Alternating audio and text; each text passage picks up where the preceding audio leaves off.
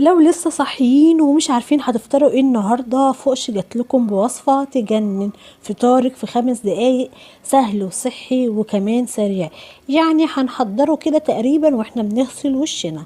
وصفه مش عايزه تتاكل بالعيش، هتتاكل كده بالشوكه، وكمان بروتين عالي، وكمان هتفضل مشبعاكي طول النهار. مش هتحتاجي انك انت تاكلي اي حاجه تانية.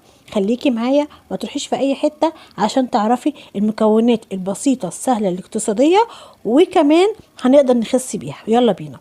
انا النهارده هنعمل فطار بقى صحي كده، حاجه جميله للناس اللي بتحب الحاجه ما فيهاش كالوريز عالي، وكمان في نفس الوقت سريعه وسهله ما بتاخدش وقت، وللناس الكسلانه اللي ما بتحبش تقف في المطبخ ياما. انا خدت 3 معالق من الشوفان زي ما انتم شايفين، وحطيت عليها كده حوالي ربع كوبايه من اللبن، اللي هو الحليب. في بعض الدول العربيه بتقول عليه حليب، ده لبن.